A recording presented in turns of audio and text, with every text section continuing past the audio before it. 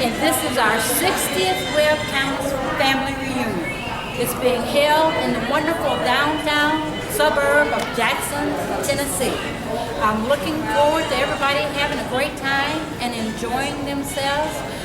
The family reunion this year is being hosted by myself, my brother, Richard Webb, my mother, Georgia Webb, and your other cousin, Richard Dean Tyler. And we are all here to make sure that you eat, drink, and be merry. Tomorrow, before dinner, I should say tomorrow, we're taking pictures at 5 o'clock. The dinner should be at 6, starting at 6:30. And we want everybody to eat, drink, and be merry.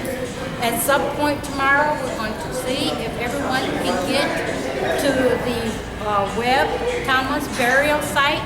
That's in Malin, Tennessee, where Webbtown started and where we all started. At some point, your mother, your grandmother, your grandfather, your brother, your sister, your cousin, all of us started in Webbtown, Tennessee. And hopefully we can go there tomorrow and make sure everyone has a great time. But at this point, I want you to come, enjoy yourself. Let me know if you need anything. Let me know if you need to go anywhere, and I'll see to it that that happens. But let's get this party started. Yeah, so Lula, tell me this. So this is the 60th year, 60th everything. year. Are we honoring your dad and stuff? Yes, we are. It's in honor and remembrance of my father, who is Willie Burt Webb, and he was one of the sons of the original 13 children. So, and he went to all the family reunions. So he has 60 years of the Webb Thomas reunion. He did not miss a one. We did not let him miss a one. Myself, I think I've only missed 2. And that's a wonderful thing. And I see how many people have been to all of them, and all our family members that are here that has carried this family this long. And all of us know that anytime we talk to anybody else, they will tell you, no other family has ever had the family reunion 60 years. We are one of a kind. We want to continue to be one of a kind, and we are great at what we do. So please enjoy yourself, have a great time, and do what you like to do. And also, too, ladies and gentlemen, we're here 60 years in Milan, Tennessee, Jackson, Tennessee, and the great state of Tennessee. And we wish you guys were here. This is the greatest reunion we always had. Yes. And Lula, and like I said, she's going to do an excellent job. Yes. So wish you guys were there. But if not, you can check us out on YouTube or www.web-thomasfamily.org. And stay connected. We need to make sure we stay connected. We've been doing a great job, 60 plus years.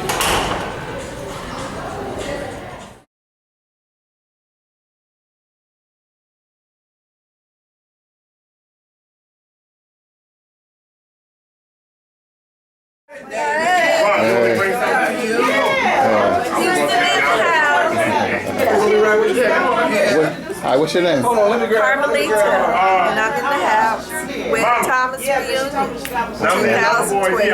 All right. Okay, I got them. What's your name, young lady? And of mine, well, Richie. Okay. I'm here. I'm here. Tell them your name. Sarah White. All right. Where you from? Buffalo, New York. Buffalo, New York in the house. Hey. Hi, Hey. I'm back. Indianapolis, Indiana. Hey. All right. Did you see the chicken wings? I got 3-year-old. Tell you that. I got 3-year-old. Mr. Ronald Bates, Indianapolis, Indiana. 3. Okay, All right, in the house. Wait. 10-year-old. What am I choosing? What's your name? Denise Webb-Grolich, Dayton, Ohio. All right. Thank you. Hey. What's up? What's your name? All right. And what's your name? Eric. All right. Okay. Good. What's your name, young man? What's your name? All right, bro. All right.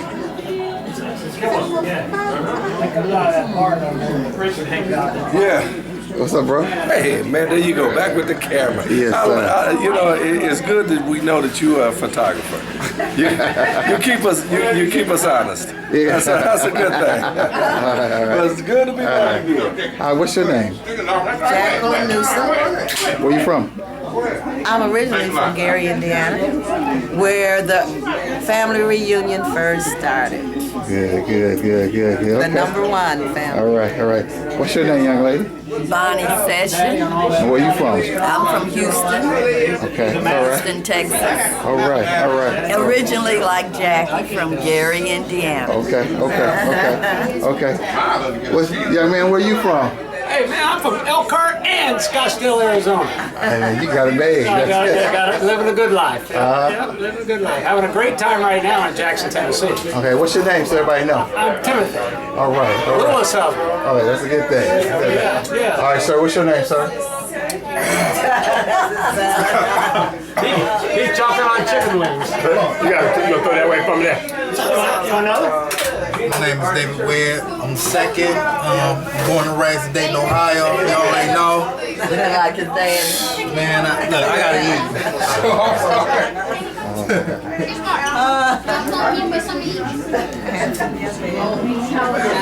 I'm 26. You have what? I didn't hear you. Jack, here you go. They're all every time you turn around. They're all over everywhere. How you doing? Hey, sir. How are you? I'm good. My name is Lynn Johnson, and you are? David Webb. Nice to meet you.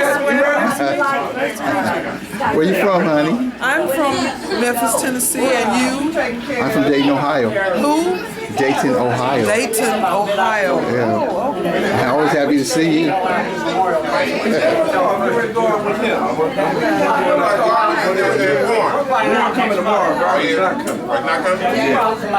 Brother Donald. Nothing to it. Just glad to be here in Jackson, Tennessee for the 60th Webb and Thomas family reunion.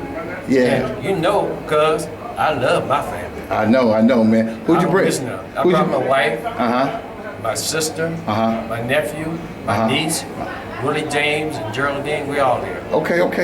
Flew in this morning. All right, man. All right. How's your son doing, He's man? doing fine. He's doing the thing in New York now. Okay. Hey, I'm Cousin Carla. Where you from? I'm from Denver, Colorado, and here to celebrate the 60th annual family reunion. Good. Who's this young man with you? Oh, young man, I like This that. is my cousin. Yeah, I'm good Chet. How you doing? Y'all come on down, Memphis. Uh-huh. Run and get some of that catfish. Yeah. This one of the little cousins. This is What's his name? Takara. Takaya. This is Kishma Jr. All right. grandson. Okay. This Takaya's first reunion. Okay. Kishma was at the last. Okay. It's gonna be some more. I went to all of you when I was a baby. All of them. Okay. All right. Okay. Most of them anyway. All right. Thank y'all. See y'all in the rebound. All right then. All right. Bye-bye. Hi, I'm David Webb. I'm here at the 60th family reunion on Saturday, August the 4th here. I'm here with my cousin Lula Webb, and we're here. She's gonna tell you a little bit about what's going on. We're staying at the fabulous Doubletree here in Jackson, Tennessee. So Lula, what's going on for the day with the family? Right now, we're getting ready to load up. We're loading up and we're headed to Webbtown. And that's where we were all born and where we originated. At some point, your mother, your grandmother, your great-grandmother was born in Webbtown, which is in Malin, Tennessee. And we're getting ready to load up and go there and see where Webbtown was. And the cemetery is still there. And we're working on trying to get it a historical site so that it will always be there for all of our children to see. And we're going to have a great day and a great time.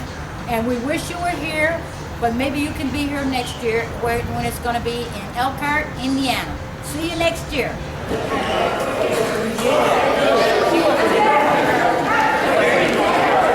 Well, I didn't even ask us the last minute, but she might have. She said, well, Sean, we met her. I can't go out there. She was in the mission. And her show me her picture. I didn't even know what cotton. And you know what?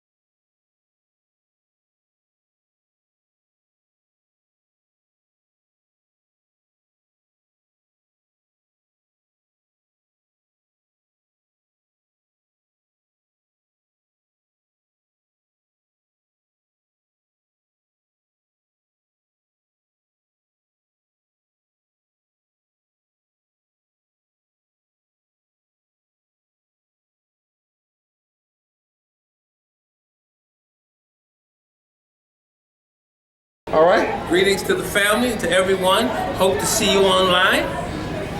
Okay. See you soon. All right. Thank you. All right. Cuz, 60 years. Webb Thomas, Warren Roberts. Grandson of Colin Webb Sr. Double cousins to me. You know that, right? No question. Hey. Hey, how are you? Tell them who you are and where you from. What's your name and who you related to? I am T-Rock Webb. I am the daughter of Cody Webb. Yep, that's how that goes. And I'm from Israel. I'm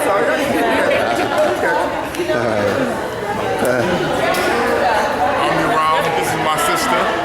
I'm the son of Cody Webb, and we both from Israel, enjoying ourselves. This is the second time, so hopefully I'll make this a tradition. Hi. How you doing? All right, how are you? All right, what's your name and where y'all from? City? Okay, we're from Elkhart, Indiana. I'm Regina Robertson. I'm Rod's wife, Ella Mae's son, Coley Webb's great grandkids. This is Taryn, my 9-year-old. This is Tyler, my 13-year-old. I have my 27-year-old with me, and my 22-year-old is somewhere. Hopefully he's getting in school. Okay, well, thank you. Thank you for coming to the Webb Thomas 60th reunion. All right. All right, then. All right. Thank you. All right, bye-bye. Bye. We're here.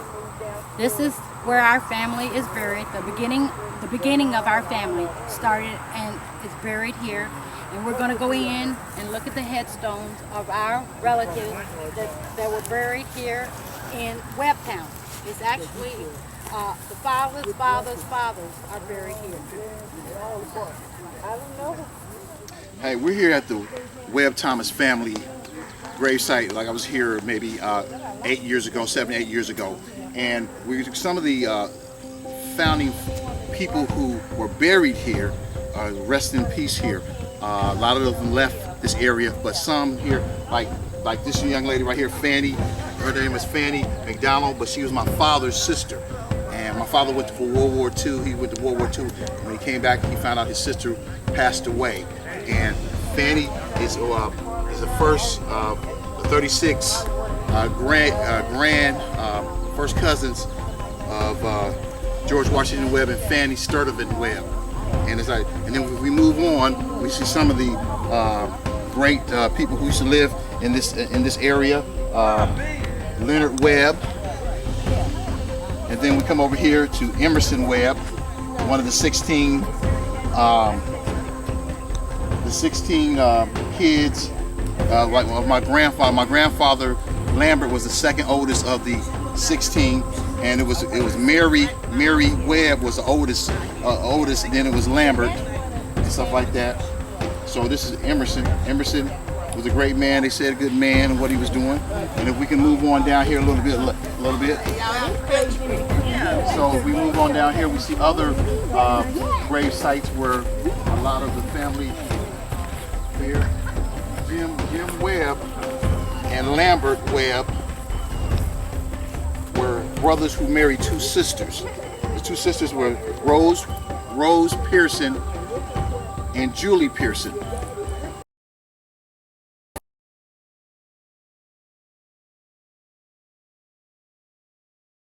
Cousins.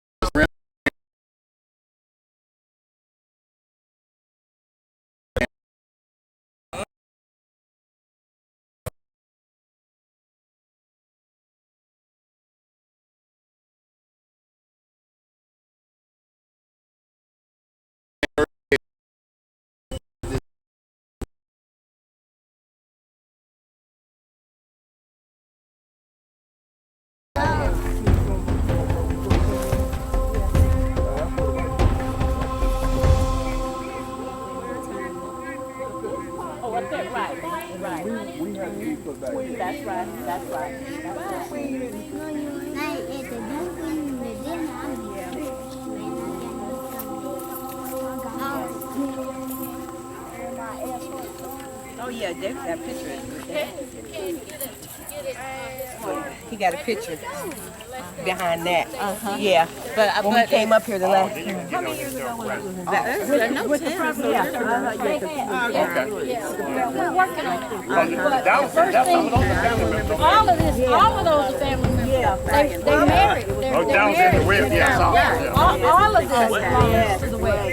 So when we were last here, it was something like that.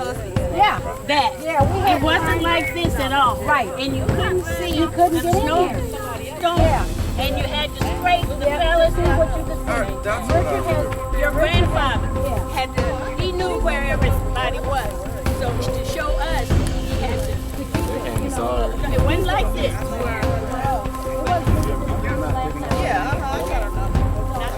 It's a marker. That's Aunt Grace's. Yeah. That's Ruby. Yeah.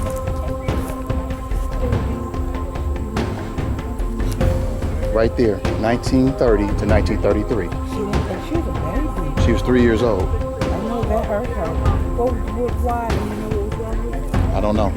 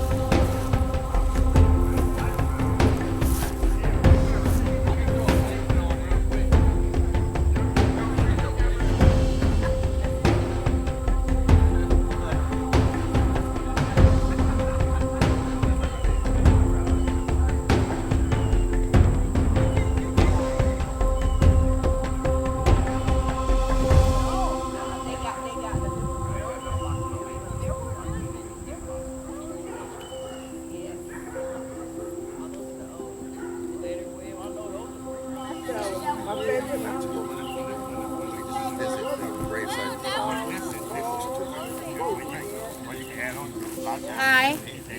We visited the graveyard and the gravestones, and we've done a lot of reminiscing, and we started to remember who was married to who and when, and why somebody's buried next to somebody that shouldn't be, but we're all family, and this is where we want to stay and remember for all our lives and keep it in our hearts and our prayers. And I hope you have enjoyed yourselves, and you're welcome back here anytime. Love you all. Bye-bye.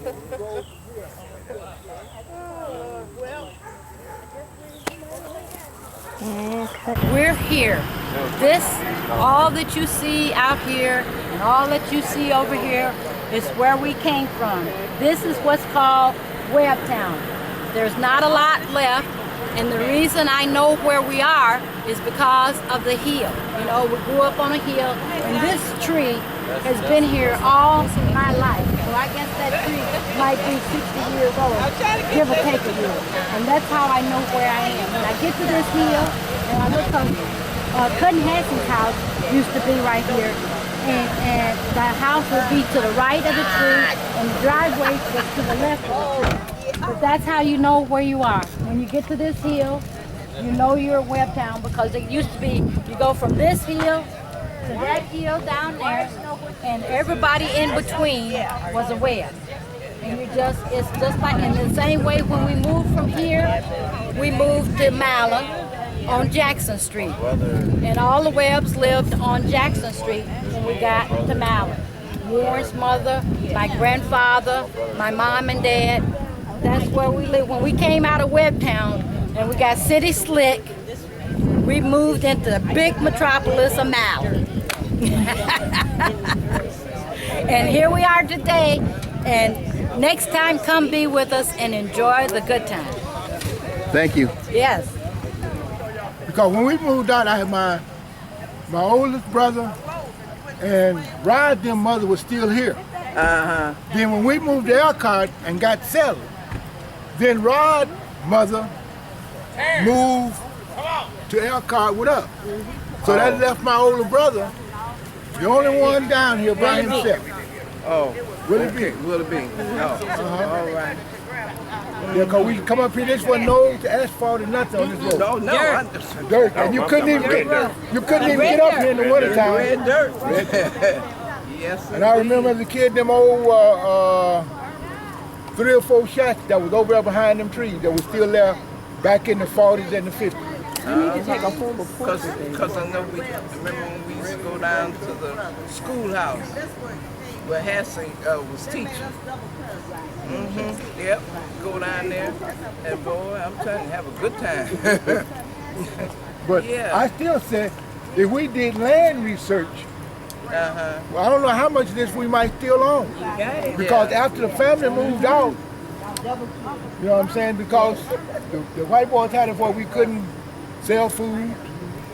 We could grow crops, but they, you know, we couldn't get it to market. Get it to market. Yeah. They cut us off. I remember my dad brought me out here one time, the only time I ever chopped cotton. Looked like that road was so darn long that by the time we got to the end of it, it was time to eat lunch. Absolutely, and it was. Because you were working on your way to that end. Wait a minute, don't leave yet. We want to get a formal picture under the tree here with you guys. Down the road, somewhere around here, behind her house was behind the tree. Off the road down there. Now this tree is how old? I'm happy to get that video. Because it was here when they had And you see, Dave, you know, we had white people that were sharecropping out there. Women. Yeah. One lived next door to Aunt Francis. Yeah. So they said, yes. Put him in. He can go in the middle.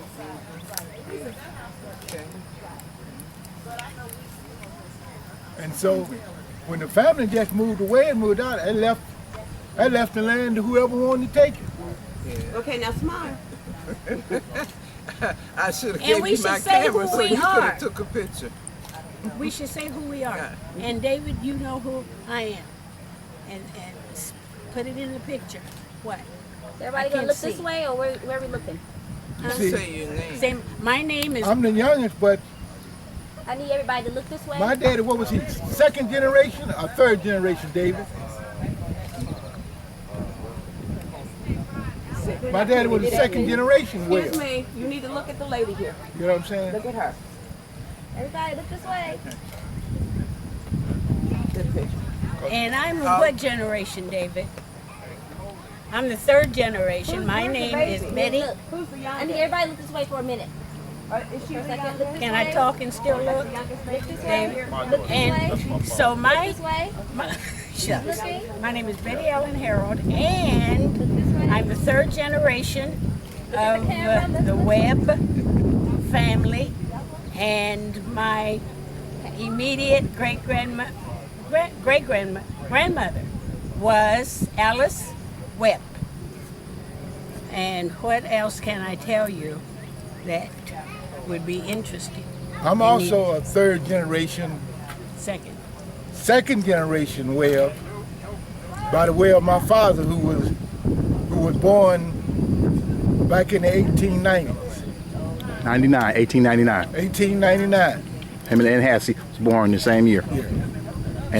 Yeah. And then Anamaya is a first generation, first cousin of the 36.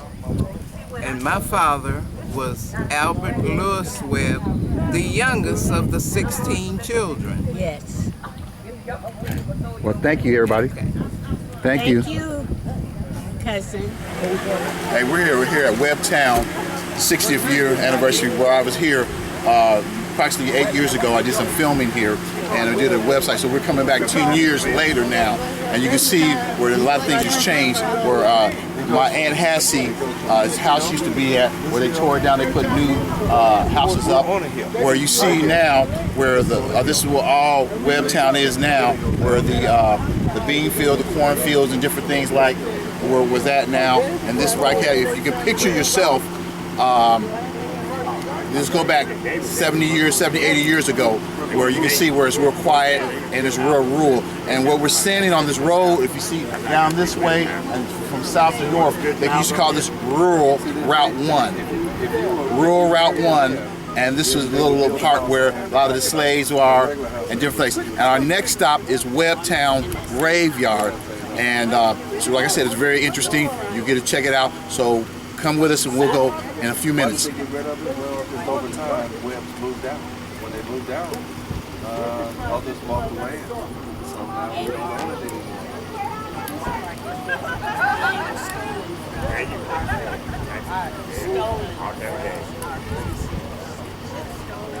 My name is Charlene Webb, and the first time I came to Milan, Tennessee was at this house. And this was a driveway here, and Aunt Hassie and Uncle Otis would sit under this tree because there was no street lights out here. It was all gravel, and they would have dinner out here in front of this old pecan tree many years ago. And this tree has grown tremendously. It's good to be back. It chronicled the family, protected us, kept us safe. It's just good to be here. So what age was you when you came down here? Oh, I had to be in my teens. It's been many, many years. All over here was cotton. And Aunt Hassie taught me how to pick cotton. And I decided then that I was glad that I was born in the year I was born, because I would not have been good in the cotton patch, in the cotton field. It's just amazing how things change, yet they remain the same. Wow. That's really, really interesting stuff. So I see you got something in your hand. What do you got in your hand? This is a pecan, a raw pecan. And when it gets dry, it falls off the tree. Okay. Let me see a little bit in your hand. Okay. Okay. All right. I appreciate it, Shawnee. Thank you very much. Thank you.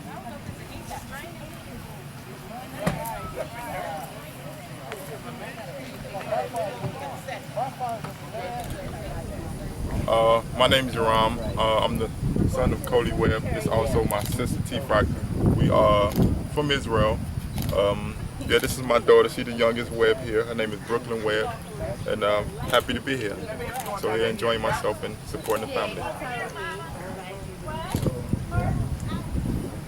Hi, once again. My name is T-Frock Webb. This is my daughter, Shiley, and I'm the daughter of Coley Webb. And it's my first time being here. I'm really looking forward to experiencing and seeing the family. Okay, okay. Right. I'm just glad to be home, because as a little boy, I used to run around this area. I can remember a lot of things because my father was the last of the first generation Webb to leave this area, which is back in the early 50s.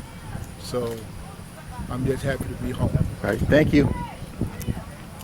Hey, this is Sherry Kibble, Chad Kibble's wife. I'm from Memphis. We're here from Memphis, and it's a wonderful time to be here with family again, especially on our 60th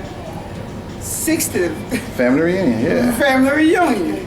And we are happy to be here. All right. And we will see you at the 61st. Can you show us a couple little t-shirts before you get there? Oh, okay. Can you show us a t-shirt or so? Okay. So we know what's going on? I look like I bought the store out though. Yeah, you did. That's a little girl. They got small. That's a small. Let me see what you got there. That's a small. Okay, That raise is it up wonderful. a little bit. Raise it up a little bit. And that says on the back. Yes. Did you get it? Yes. That On the is front. wonderful. Let me see what the front And this says. is my color too. Is it? Yes, I got some white jeans to put my eyes on with. Okay, okay. Okay. All right, see you next year, family. All right, thank you.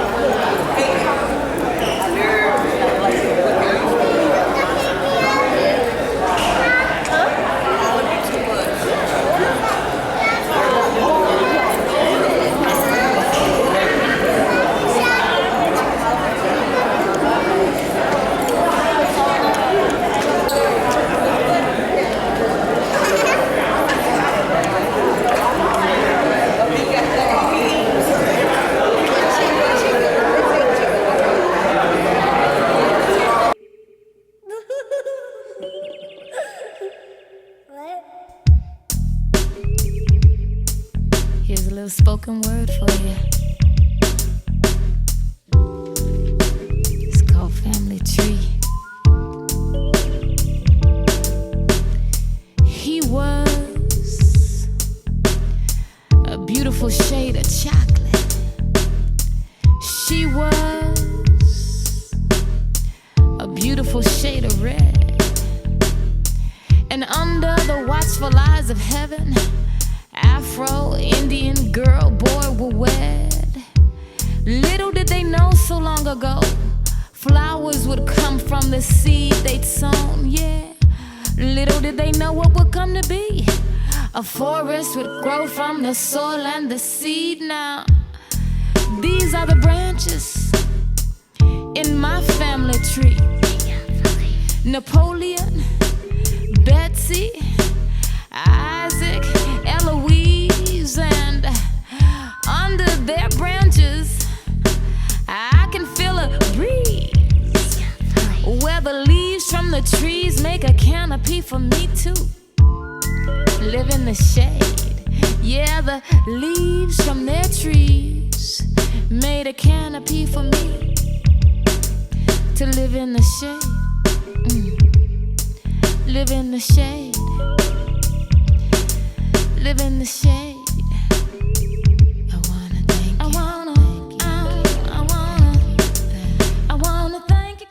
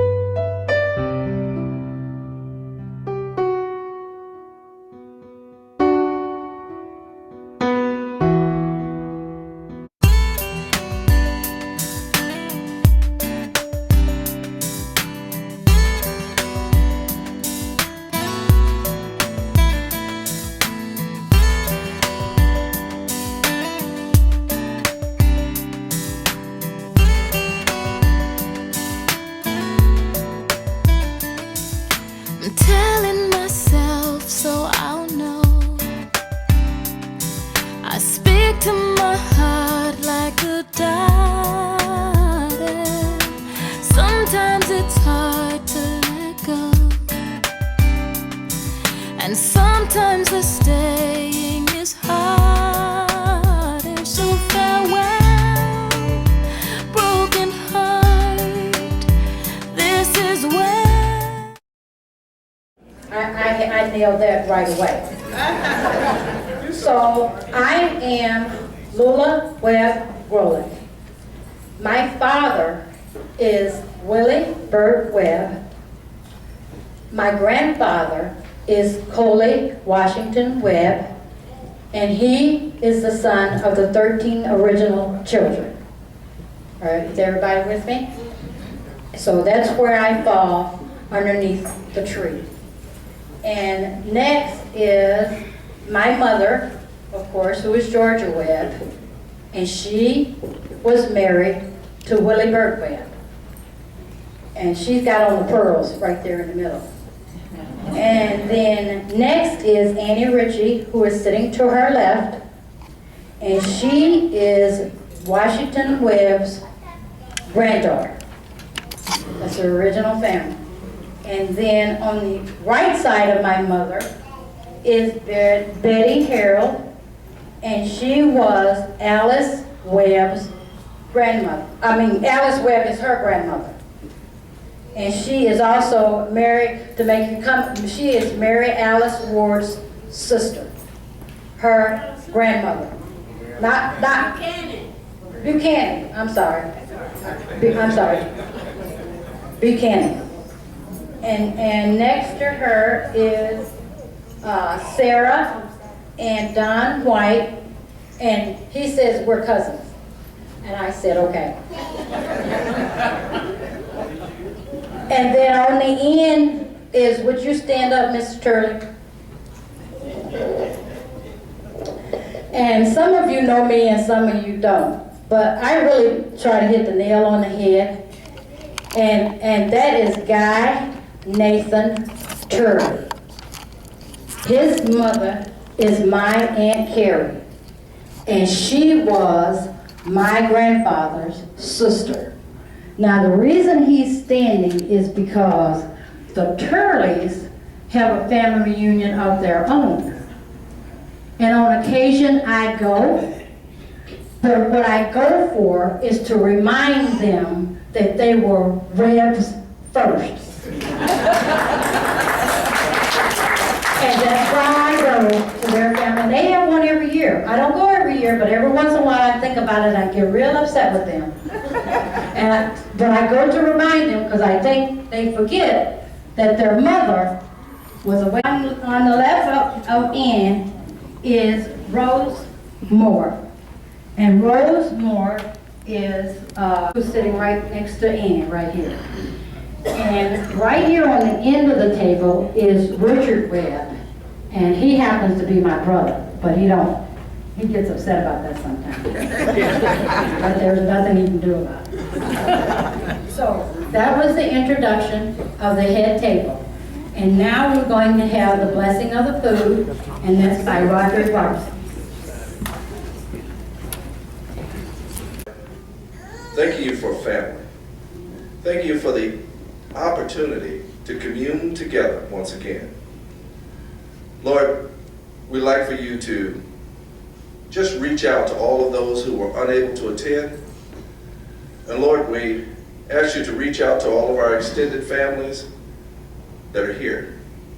Lord, we ask you for the right spirit, the right heart, just the right wisdom and grace to be with each other in a family way. Lord, you are the maker of family and the King of Kings. And Lord, would you just bless this food? Just bless this food. In your Son's name, amen.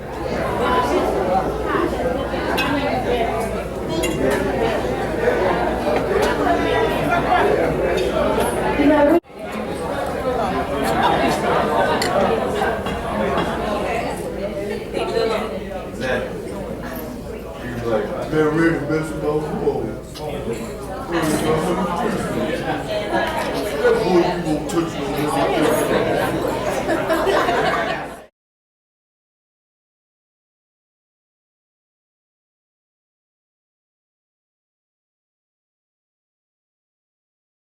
You know, I do all my research and stuff, and I'm very excited about when I go back to the graveyard and see a lot of things. George Washington Webb was really born in 1840, and they didn't have record of a lot of the stuff, so I just wanted to clear a lot of that stuff up. And I got a lot of double cousins in here. My grandfather was Lambert Webb, and his Lula's great grandfather was James Webb. He married two sisters, Rose Pearson and my grandmother Julie Pearson. And we get the height from the Pearson side of the family for the women, because the women were like 6'2", 6'4". Just want you to know that's why, because the Webb men were averaging 5'6", 5'7". So, okay, I'm gonna introduce my son. Go ahead, put that in. The music in. Well, introduce my son. He's going to do a little performance, dance performance. He danced started in the Urban Nutcracker up in the city of Dayton. He did dance stuff, hip hop dancing. So he's going to give you a little bit. While he gets it set up, I'm going to put the microphone so you can hear it. So, you know, cheer him on, okay?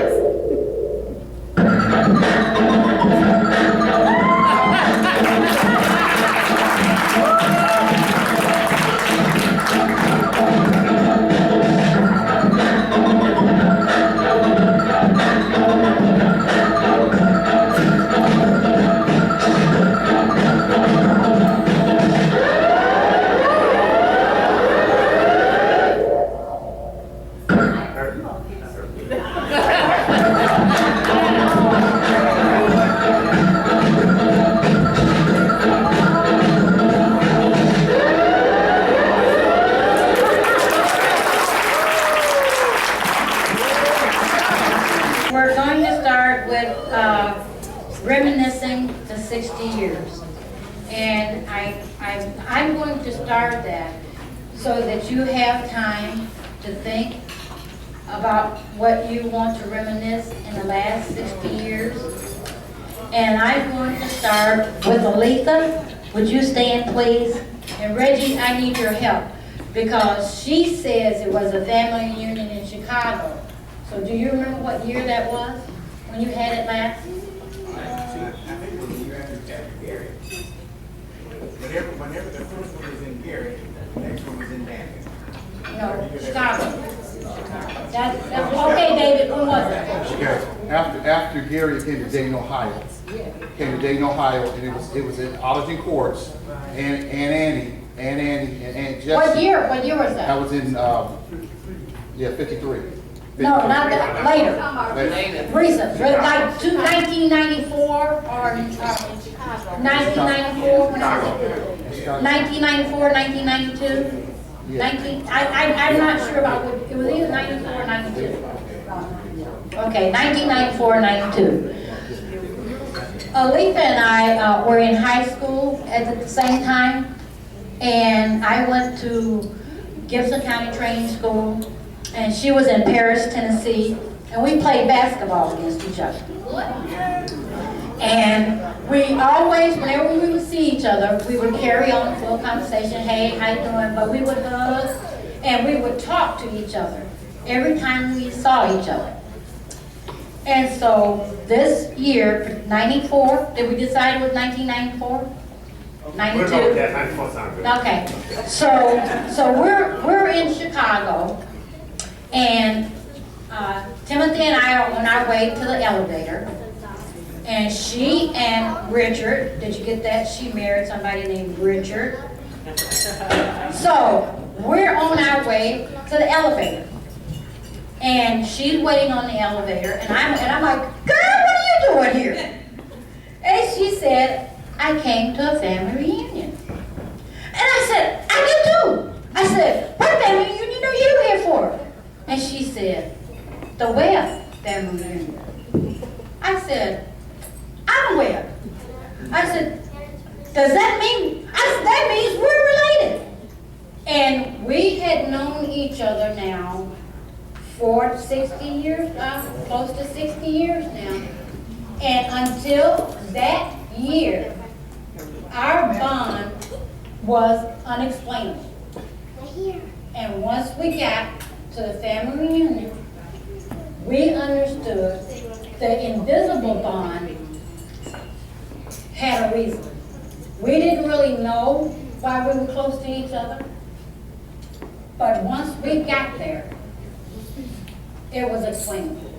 And she's been in the family ever since, and that's the things that our family does. And that was my reminiscing in the past 60 years, you know, and I probably only missed 1 or 2 at the most, because I can't remember, but this one stands out to me, and that's what reminiscing the 60 years is about. This one, that one stood out to me because I finally understood why I loved her, and I didn't know that she was related to me at the time. So she's next. Come here, come on, up.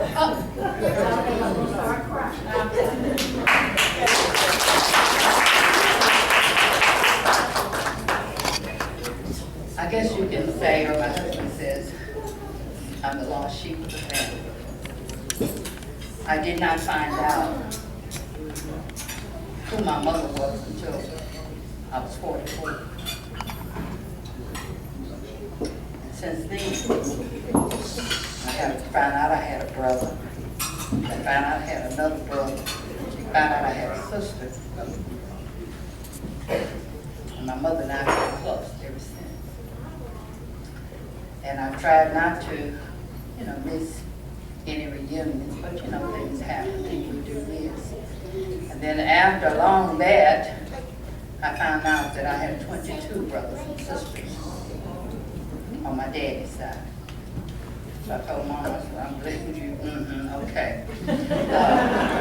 But Lou and I mean, I wore her out on the basketball court. She was tall and skinny, and I was tall and skinny too, but I had to guard her.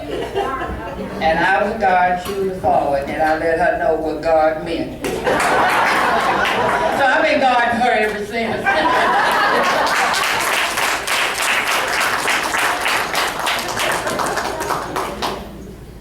Tell you a little bit more about her basketball prowess. I was on the boys' team. We watched the girls play, and then we would dress out in the third quarter. Well, I'd see her, I go, you know what? Somebody broke one of her ankles. You'd have a better chance of winning this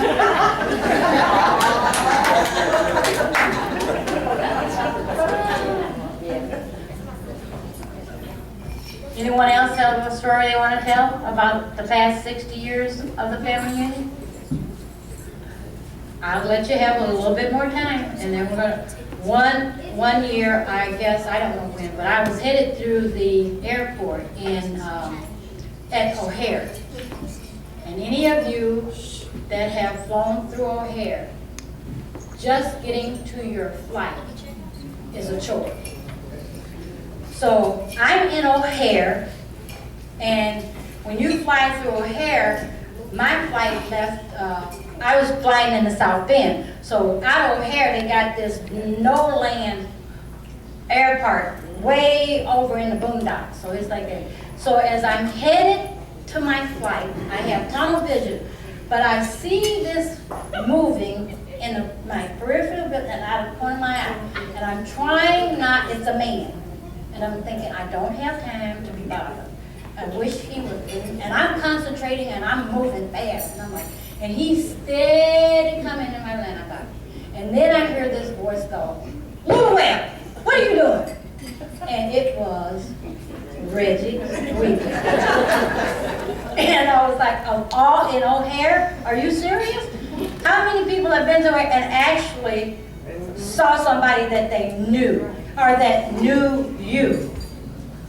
But again, that's how we're connected. And we're just so strongly connected that it really doesn't matter where we are or what we're doing, eventually we're drawn. And somebody says, well, don't you ever worry about getting stranded in an airport? And I go, absolutely not. I said, because I'm going to make a phone call, a couple of phones, and there's somebody in this town that's related to me, and if I need to go to their house, they will come and get me. I said, I have never been worried about being stranded in any airport, in any city in this country. And so when I was maybe 5 or 6, Mama, we came to Milan for a family reunion. Was it 50 something? Okay. Now, when we were really, y'all think it's hot now? See, when we were coming, when we were little, Chet and Macaline and Jackie and Rita and who else was I don't see any other faces yet. Back then, see, wasn't no air conditioning. We stayed at other people's houses. When we had our family grants, when we had our family reunions, it was either in a school or a church. No air. And I stayed at Cousin George. I think I stayed at you and Lula's house and Cousin Willie Burt one of those years. Streets were dark. We had I'm climbing, and I'm from a small town in Illinois anyway, so I'm kind of used to, you know, dirt roads and whatnot. My point is, for instance, Macaline and Lula and I grew up coming to our family reunions.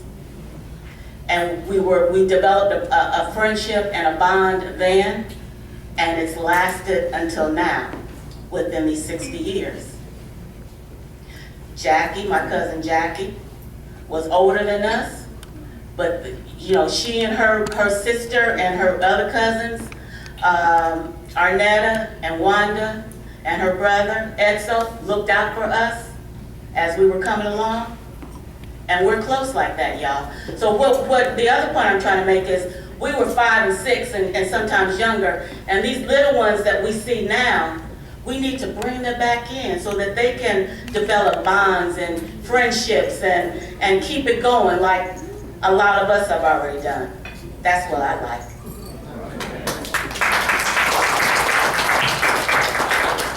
Lisa Webb, would you like to tell us something? No. Come up here and tell us. Why she's doing that?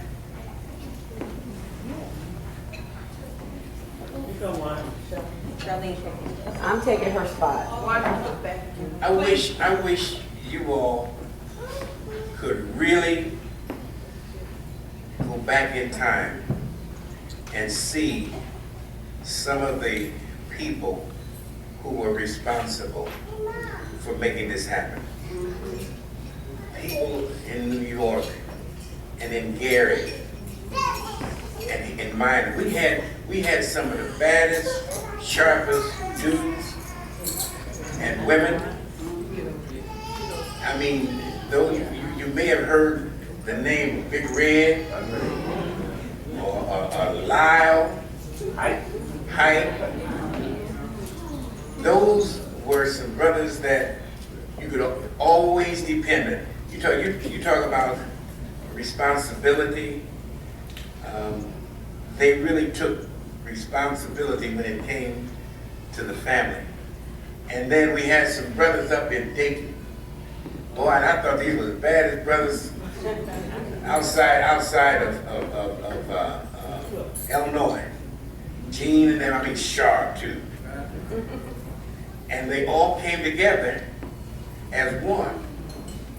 And if you can imagine, like June said, if you can imagine heat, these folks, and Jesse and company, they didn't have food brought in.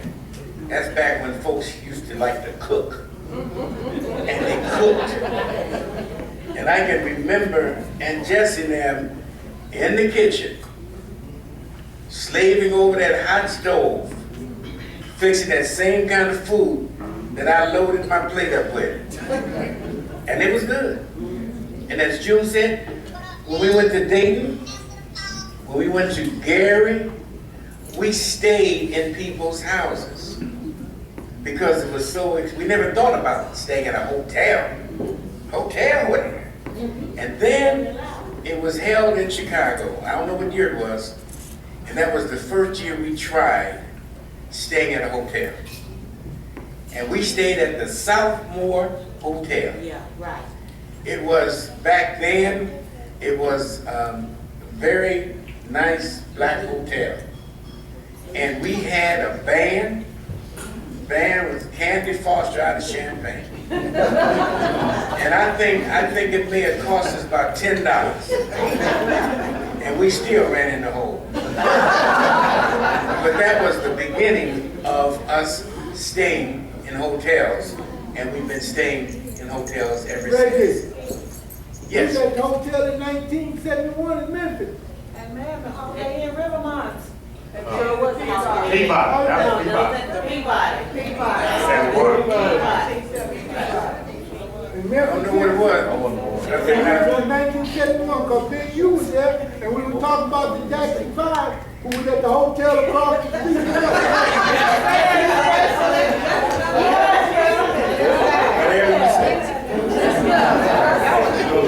We was in the hotel. He must have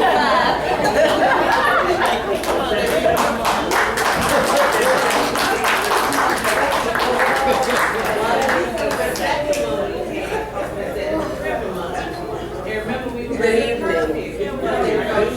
I am the daughter of Russell Webb. My name is Charlene.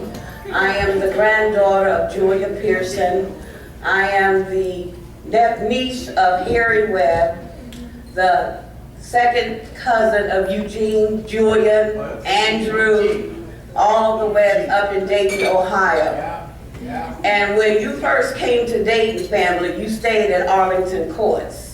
It was a community room, and Aunt Annie, Aunt Grace, and Aunt Hassie all cooked for the family. Aunt Hassie would take care of the dessert, Aunt Annie would do the fish, and Aunt Gracie would do the biscuits. And I can remember as a kid, they commandeered the kids to serve you, the adults, because we were not allowed to be in the same room with you. We were put over in the corner. I thank God times have changed. Because all the adults ate all the good pieces of chicken. That's right, amen, seriously. And we got the backs, the necks, and the legs. And because y'all ate the breast and the wings. Sometimes there was no chicken left for the kids. We just got the crumbs and a little piece of grease off the napkins. That's very true. You laughing, but it's so real. And we were very upset and we were hurt that y'all would treat us like that because we assumed that we were family as well. And we talked among ourselves and we made a decision that the next time we worked in the kitchen, we were going to eat first and let y'all just get on your own. And the next time you were at Arlington Courts, we decided to do that, but it was not a wise decision. Because Aunt Annie, Aunt Hassie, and Aunt Gracie were still in the kitchen, and they beat us like we were dogs. They were not happy with us, and we were banned forever from the kitchen.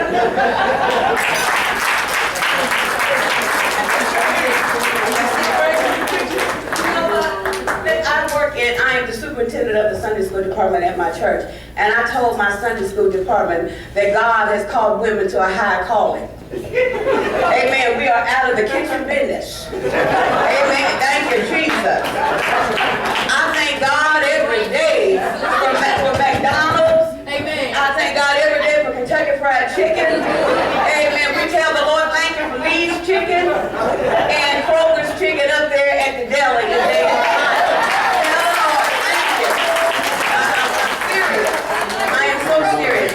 If I turn my stove on now, it would die. It would be real ghetto on you and say, oh no, you did. Because I don't cook because there are restaurants and delis and takeouts, so I am thoroughly spoiled. I don't do that anymore. I've evolved. I am not part of the kitchen clan anymore. That's my big sister, okay? Real quick. And also, too, a lot of that stuff, the pictures that you see is on the website, www.web-thomasfamily.org, and you can check them out. All the stuff, the pictures, all the family reunion pictures, they're on our website. Let's use it. Thank you. You know, I would ask all of you who haven't had an opportunity to take a look at this banner back here to do so. I mean, look at where you fall. And it may need to even be updated a little bit in order to capture some of those generations that have failed even beyond that. As I said with Mr. Moore over there. What's my cousin's first name? Oh, the what? Dwight.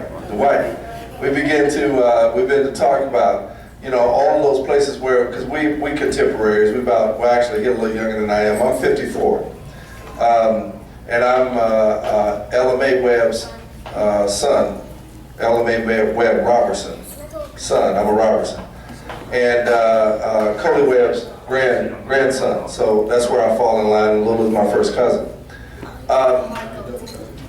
And I got a double cousin over there. I bet you there's some old double cousins in here, but we don't want to talk about all that, right? You better leave that alone. If we're walking and talking the same way, we better leave all of that alone. Y'all don't have blood on the tracks. But do take a look at that, because the reason why I got up is that I'm not more proud than I am when I tell somebody who don't know that we have been having a family union 60 years, and I get the look on their face. Have you had that look? Do you know of anyone else, any other family, that has been meeting year after year after year as long as we have? In the manner that we have. Reg talked about the first time, and I think CW talked about it being in hotels. It is beyond certain people's imagination. I mean white folk too. When you start talking about the fact that you have met for the last 60 years in a hotel, and we have this kind of, not just turnout, but this type of event, it's not just beyond our imaginations, it's something that happens year after year after year after year. And that's something to be very, very proud of. That's why I'm asking that you take a look at where you fall, so that we can do exactly what someone just said. We can get some of these. Chet told me the other day, he said, you stopped coming to family union because you was in the world. He was right. I didn't know, as Red said, I didn't know what pension meant. So I didn't know what family meant. But we are a little older now, and we do know what family means, but it's up to us to ensure that those that are right under us know exactly what it means as well. And if we don't do it, shame on us. But don't allow the opportunity to pass without making sure that you know where you connect, and then making that connection beyond. Thanks for the opportunity to do the reminiscent. I mean, this is it should make us feel the right way about who we are and what we do.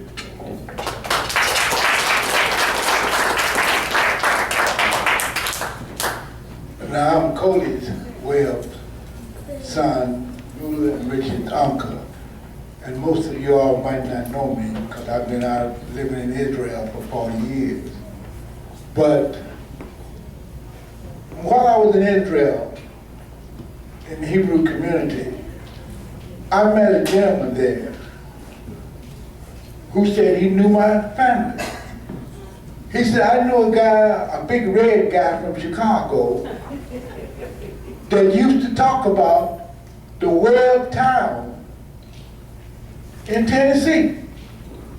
He said, I thought that he was just talking until he met me.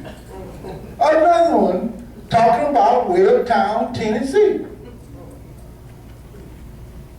I'm just saying, that Webbtown got all the way to Israel. And it's something that we should be proud of. Last year was the first time I reunited with the family in 40 years. I have 2 kids around here. I think they're out. My 2 youngest, son and daughter. That's my youngest son back here at the table. And I have my daughter, him and his sister were born in Israel. And so last year my son came over, this was his first time. Yeah. And my daughter, who's here with my granddaughter, this is her first time now. Yeah.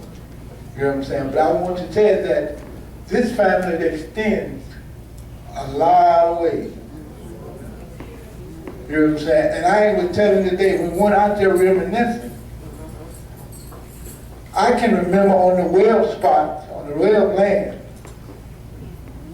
when them old houses were still over there, behind them trees over there, that a lot of people don't know about.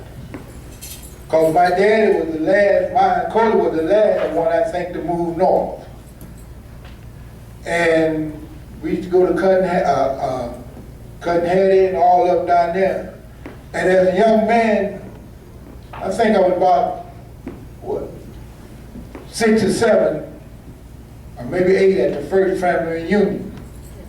And I used to hate to see Cousin Annie, Cousin Gracie, and Cousin Hanson, all them aunties coming. Because all of them was going to give you a kiss. And when they leave, it was snuff marks all over the place.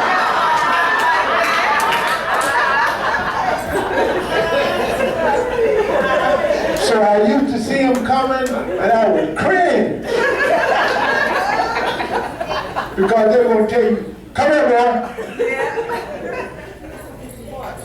I don't think they ever knew no names other than boy and girl. They would tell you, come here, boy, come here, girl. And I thought that Cousin Hanson and Grace, all of them were giants. Because every time I look at Lula, she reminds me of them big, tall, white-rounded women. You know what I'm saying? And all the big, I call them because they all were big, bloody, and we had a toot-toot. So that was, and the sister reminded me that air conditioning, we didn't know nothing about air conditioning. You stay in everybody's house, and as young people, we probably never, we was always playing, so we never even worried about air conditioning. So it's a joy to be reunited with the family after 40 years. You know what I'm saying? I'm trying to get my son here next year. I'll be leaving in August to go back to Israel, but I'm gonna be here for Elkhart next August. I'm gonna make sure that I'll be here for the family reunion. And it's a blessing to look up on your faces and thank you. And David, get Israel up on that scroll up there. Okay?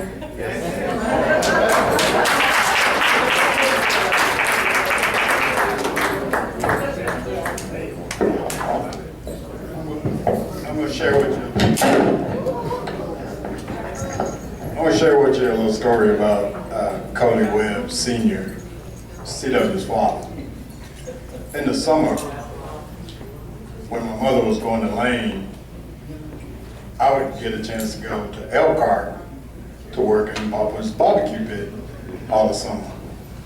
So we were getting ready to come to this family reunion in Dayton, Ohio. Papa wanted a new car. So he said, boy, come on, we're gonna go up to this car dealership. Mama Verna said, Coley, don't come back here with a new car. So we go to this dealership in Elkhart. There's this brown Tempest, 4 doors, station wagon. Papa looks at it. I guess he told the guy, I'll take that one.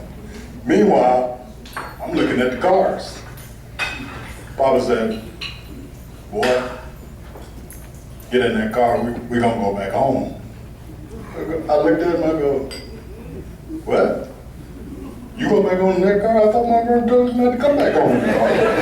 In a new car. He said, well, boy, come on. We get in this car. He pulls up there at 10, what was that address? 1018 Benham Court? Yeah. He pulled up outside in that car. Mama Verna had a cow. I mean, she came out of there. Cody, what those dude you never come back here in a new car? It didn't matter with him, man. He just took the heat. We loaded up in that car and went to Dayton to a family reunion. I remember the houses were across the street from where we had the reunion, and I think they had like an auditorium, some type, right across the street. So all we had to do was walk across the street. She lit him up, man. I remember that. Every time they talk about having a reunion in Dayton, I think about that brown Tempest station wagon that Papa Coley bought without permission.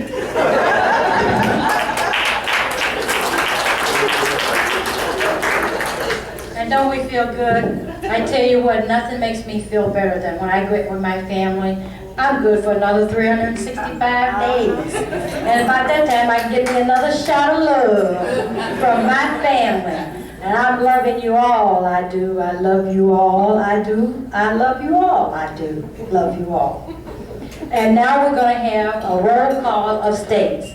And since I got this, what do you call that? Banner to go by, I think I'll just run down that. Do we have anybody here tonight from Alabama? Nobody from Alabama? Alaska? Don't we have somebody was in Alaska? No? No, not anymore? Okay. What about Arizona? I'm part-time. And then there's Rita. Stan? Well, I bring you greetings from Surprise, Arizona. It's always a blessing to come to the family reunion. I was in Gary. I'm really from Gary. Reginald busted us out over here. You're talking about, oh, we're from Arizona, we're from Texas. Gary said, keep it real. You're from Gary.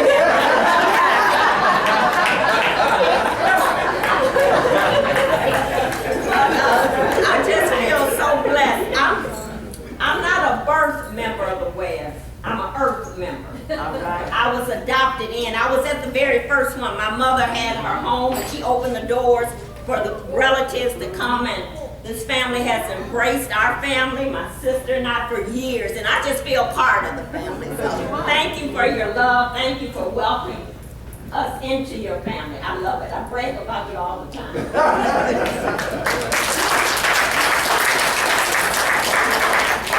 Arkansas? Arkansas? No takers?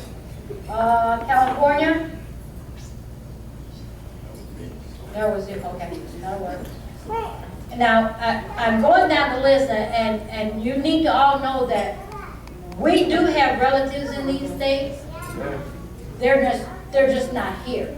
We didn't just gather up these names, these states to put on here. At some point, and now, and maybe always, they're just not here this time. They might have been at the one last year, and they may be in Elkhart next year.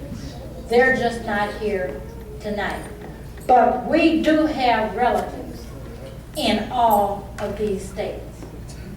Okay, and where am I now? Colorado. Florida. Oh my God. Georgia. Oh, I'm sorry. Colorado. I'm sorry. Where'd she go? Where'd she go? That would be Carla. That is Richard Dean's daughter is Carla. And sister. I'm sorry. Sister. I'm sorry. You know, I'm on the last day here. I'm sorry. Yeah. Is she out there? Okay. But Carla is from Colorado. Okay? How about that? Does that work? Okay. Florida? Okay. Georgia? Brother Sam, but he ain't here. She's in Tennessee now. She doesn't count. Hawaii? They're not here. And, you know, a couple of years ago, they tried to have it. And did you go? Yeah, okay. Tell them about our relatives in Hawaii. We have relatives that live in Hawaii. Penny and just Penny. Okay, I'm just letting you know that we have the relatives. Okay. That's Ida's granddaughter. Yeah. Okay. Illinois, Reggie is talking enough for tonight. You're right. I just want to share one more thing in terms of reminiscing. We all think that the family reunions are fun, and they are. But you should also know there have been occasions when it hasn't been so much fun. And one was when we were in New Jersey. We had a family reunion in New Jersey, and it was during the time of the riots. We had the dinner, and then three of us from Illinois, we had 3 brand new cars. I had a 1961 Bonneville, red, black border. My brother had a new car, and Hype had a new car. And we decided that we were going to go to New York. We went to New York, and when we came back, we got lost. Riot town, nobody on the street. So we were driving around, and then police came, and they stopped us. And we told them who we were and what we were doing in town. And so they said, okay, and they let us go. Not at first. Wait, they let us go. And then we went around again trying to find our way and got lost again. And a second group of police came. And I tell this story a lot of times when I'm speaking, because I don't know what would have happened. This second group of police came, and they said, get out the car. And I'll never forget, this policeman, he had his billy club in his hand, just like this. Get out the car. He said, what you doing here? And the only thing that saved us was the first group of police who had stopped us came around and said, they're okay. And Reggie talked back to that policeman. But I tell you what, we didn't try to find our way in. We left town. That was a harrowing experience. What year was that? Whenever we was in New Jersey.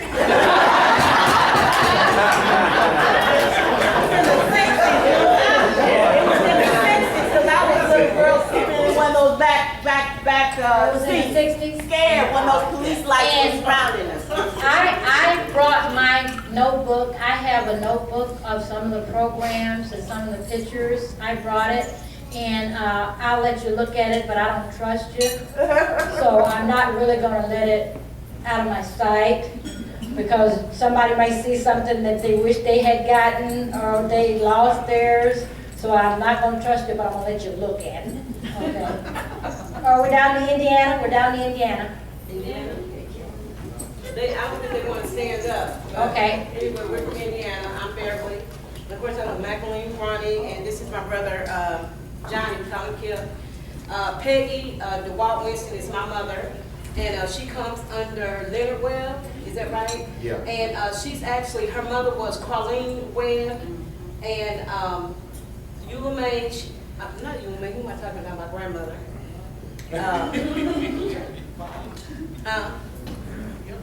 My Aunt Viola, grandmother Viola. She was James, and then she married a Webb. And I think that's where we came from.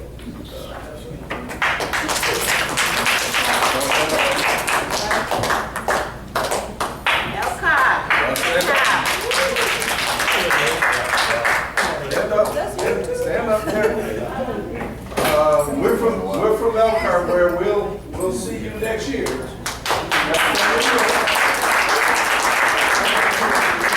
And I'm standing with my wife Regina, my oldest son Brandon, my oldest daughter Tyler, Ella May, my youngest daughter Taryn Emma Jean.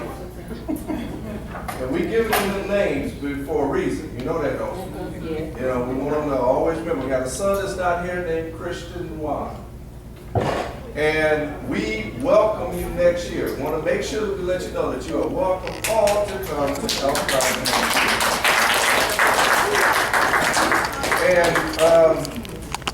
One thing that I gotta say about my cousin here, Reggie, I gotta say this. I was at a vacation Bible school. Our church had vacation Bible school. Your churches have vacation Bible school, right? You know, so we were all with this book, and we had the kids open up the book and color famous people. So I opened up the book, and on the first page was Martin Luther King.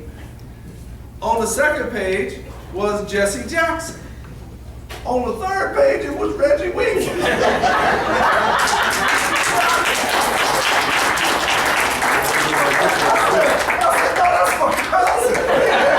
Don't color him, put him. True story. I mean, and the kids was like, Reggie Whitman, president of the NEA, National Teachers Association. National Educator Association. I was so proud to know that was my cousin in the book. Behind Reggie, or behind Jesse Jackson, I didn't know what to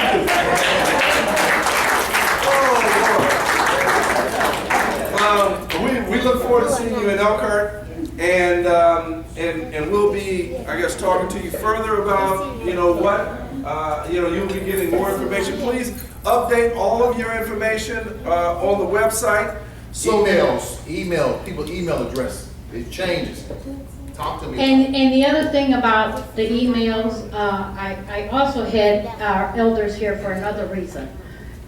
We are now responsible for them. They don't need to be getting a piece of paper in the mail. We used to just tell them, I take my parents where they need to go. That we take care of our elders. So your mom wants to go to the family reunion next year. You know where it's going to be. Don't let her worry about getting a letter in the mail. Do that for her. Make sure if that's what she wants to do, penny pinch up, ante up, and if only one can go, then only one gets to go. But ante up and make sure that she gets there. And I'm making that your responsibility. We are going to take care of our elders. We've been in Elkhart 3 times? Probably, maybe 4. Maybe 4. We've been in Elkhart 3 to 4. Mount Vernon and them had twice, and I had twice. So we've been there 4 times. This will probably be the 5th time.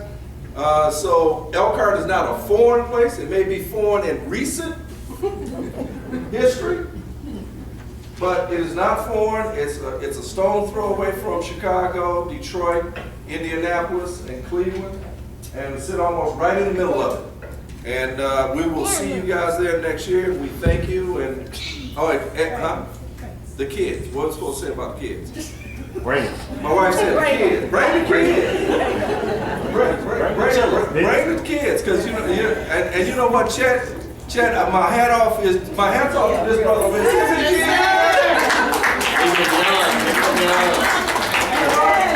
Check that all the munchkins this year. So please try to bring your kids, and we will do all we can to make it an event that will be welcoming to the kids and affordable for the kids. So we definitely want to get them there. All right.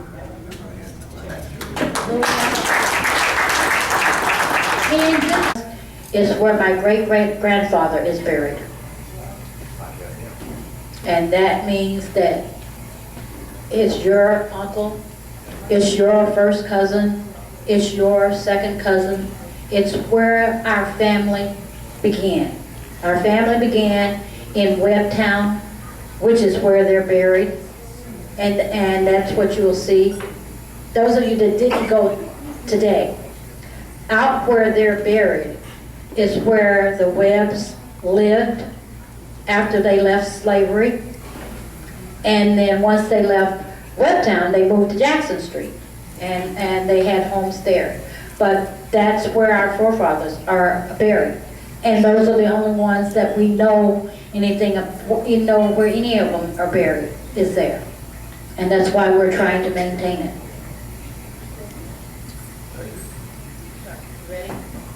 That's where Washington is.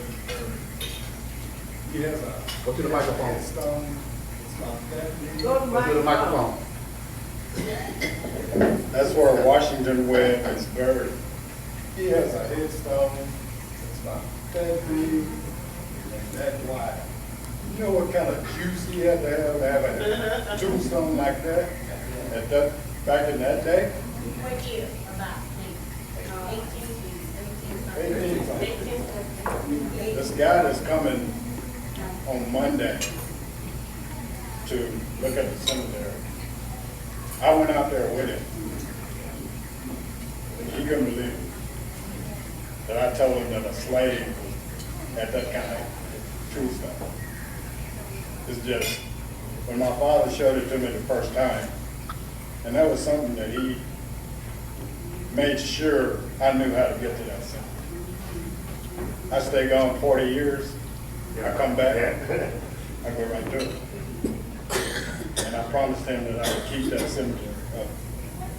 And I've done my best to do it.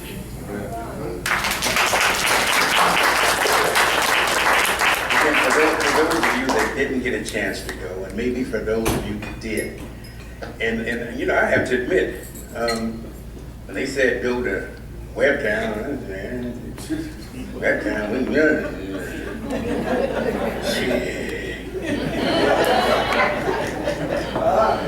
and that's how the average one would think, and that's probably what you're thinking now. But it doesn't dawn on you until you get out of your car, a whole line of black folks in an area where sometimes people wonder whether you ought to be.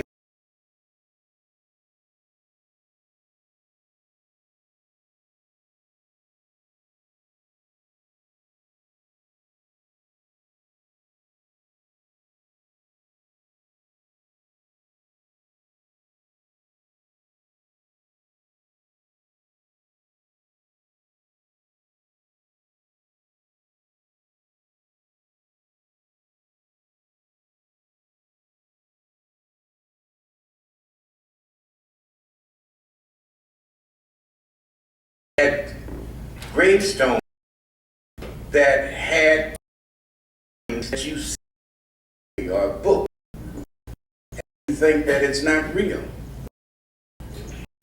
About gravestone, the dates 818. The difference of those. Because it's out there and it doesn't grab you. It's just like a pension. Young folks don't think anything about pension when old folks are talking about it. But once you get old, you see the importance of the pension. This gravesite, folks, I'm telling you, it's a mind blow. And keep in mind, this is where, in many instances, the only place that black folk can be buried, in their own plot. And as I think Lula mentioned, or Cousin Rob, it sits in the back, because white folks are buried up front. And you don't think that there's any significance in that? Shit. Yeah. See it today, tomorrow, the next day. 1845, 1810, 1813. Woo. Thank you, Reggie. You know how we got to be Thomases, okay? Does anybody not know that story? Okay. The story is the Webb a Webb brother was sold, okay? And when he was sold to a Thomas, and this is the Thomas that was sold. Whenever, anyway. Her father's name is Sidney Thomas. Was Sidney Thomas. Okay, we got the family tree. We know. I didn't have her up here yet.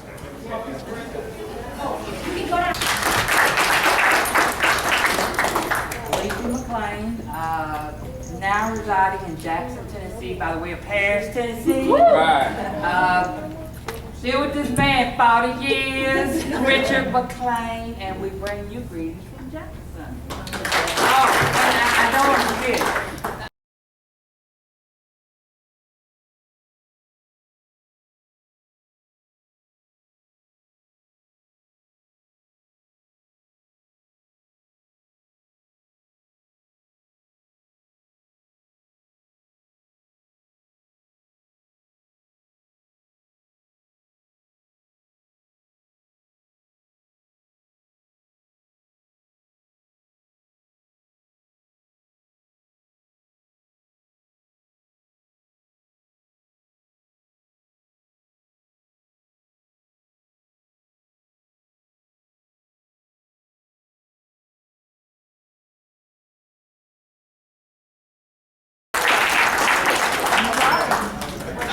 Greetings from Nashville. This is my husband Eugene from Nashville, Tennessee, and we brought witnesses from the Thomas. My granddad was sitting in from Kendra on down. So we bring greetings from Nashville, and I'm so glad to be here with all of my family, especially my cousins who I haven't seen in a while. Because I don't get a chance to come to Memphis as often. And my sister here is Deborah, and Danita disappeared. She was right here. And I have a daughter that was sitting right there. That's, and of course, I'm not going to get my lovely, beautiful, wisdom, smart mother that has raised me to be the person I am today. And I think I love her so much. So that she look like her when I get in. Yeah.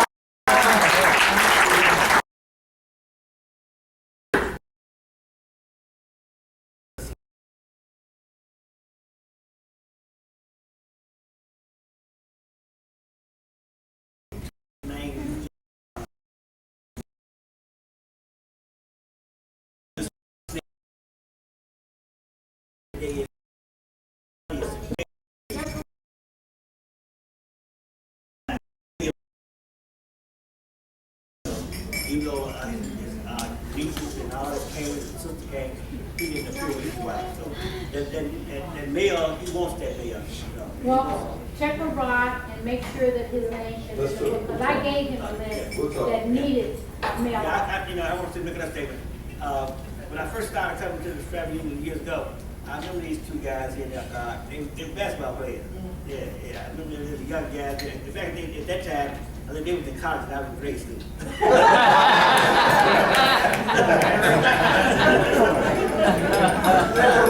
We got a comedian in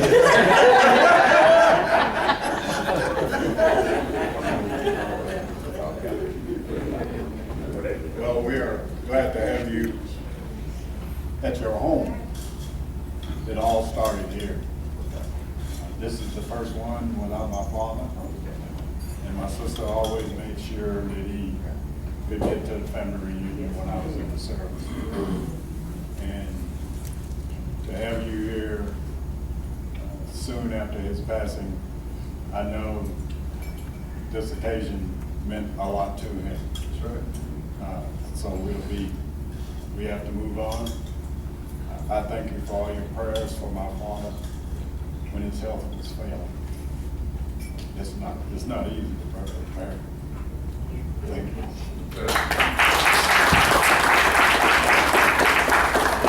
Okay, we're down to Virginia. Virginia.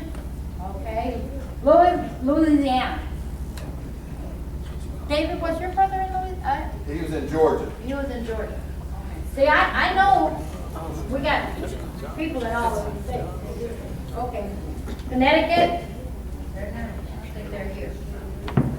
Iowa? Massachusetts? Minnesota? Yeah, Colorado just came back in the room. You don't have permission to leave the room. Missouri? Okay. New Jersey? And the people were coming from New Jersey. They were coming, and there was a family problem, and they didn't make it this year. But I did hear from New Jersey. North Carolina,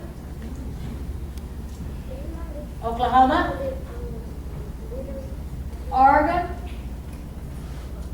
Pennsylvania, oh come on, South Carolina,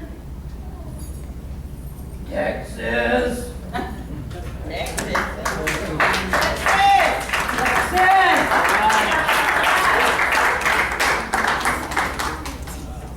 Greetings. My name is Bonnie Session. I'm one of the adopted members of the Webb Thomas family. As my sister mentioned, you're family. I don't think I could be any closer. I don't feel any closer than a blood person. And I'm so glad and so happy to be a part of the Webb Thomas family reunion. And of course, you guys know, my cousin, Jackie, everyone knows her, and her daughter, Carmelita, who is very involved with the Webb Thomas family. I thought you were family. I am family. Yeah, you are family. I know you were. Thank you.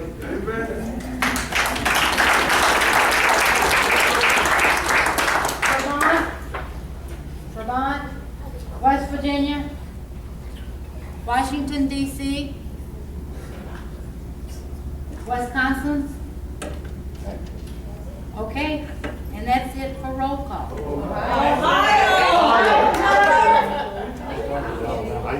I'm sorry, I started with Alabama. Pardon, May, Ohio.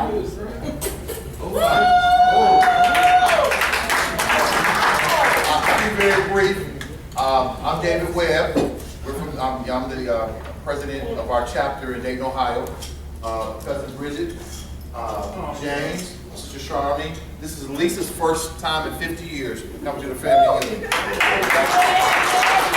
Gloria, my son David, you met, and the family reunion will be in 2014 in Dayton, Ohio. We talked about it. We're going back to the second weekend in August. So we'll let you know, let you know what's happening there. And we're happy to be here. It used to be the second. And we're going back to the second weekend in August when we do our family reunion. That's in 2 years. So let you know. All right, June. Ohio. Lead left, cousin Annabelle. This is Betty Harold.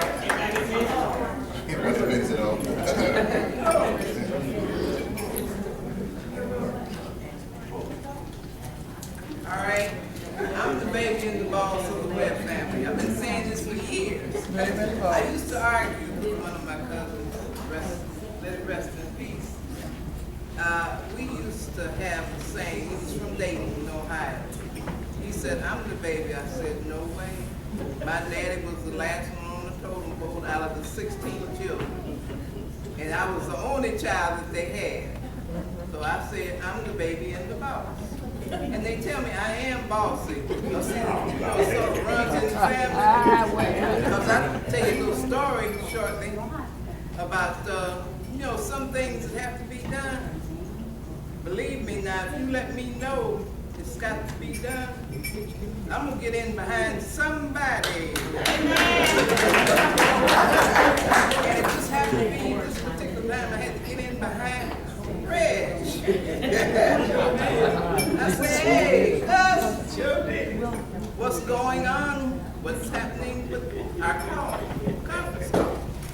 So, yeah, I'm gonna take care of it. He got on it that same day. So I don't know about the rest of you, but I've been coming to these reunions since I was a real little girl. My daddy was from Webbtown, but see, I happened to be born and raised in Cleveland, Ohio. But I remember in September, I don't know if you all know anything about this, they called it homecoming. I missed a lot of time when school first started in September, because we'd be down here for homecoming from wherever in the United States. Everybody come back home. It was a good time, they were roasting the pigs down in the ground, talking about food. My goodness.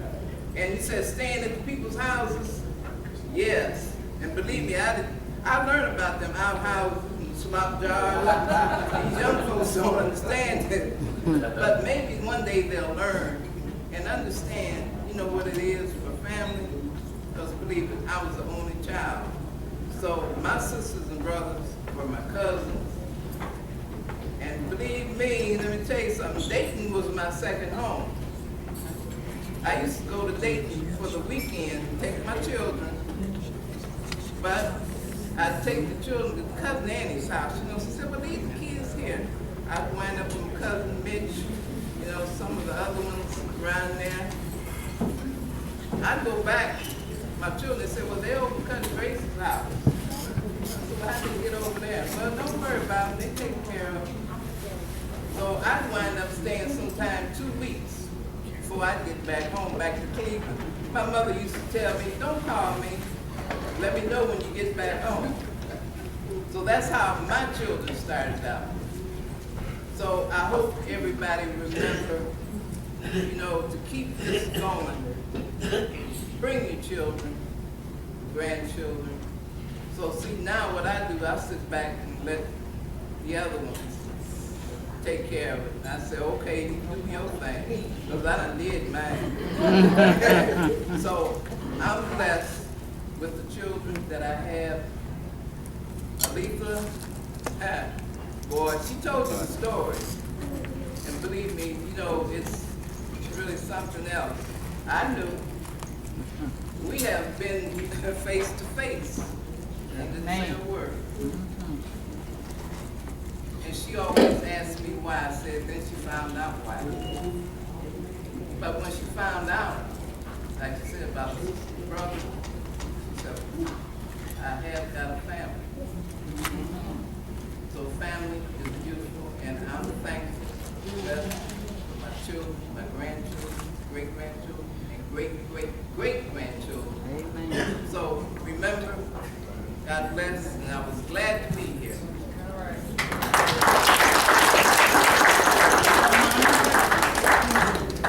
Have I missed any state? Have I missed anyone? Is there anyone that wants to say anything? Okay. Our photographer for tonight has been Mr. and Mrs. Tate. And this is Terry Tate, and this is Ray Charles. And we call him Ray Charles. You know how that happens. You know, them two names, and that's Ray Charles Tate. And Terry's going to come and tell you what pictures. I'm going to switch the reminiscing of the 60 years with the scholarship information, because that might get a little lengthy. And that's a little bit more important than our reminiscing. And I really want to get that information and get all of that so that it'll sink in. So Reggie, would you step up, please?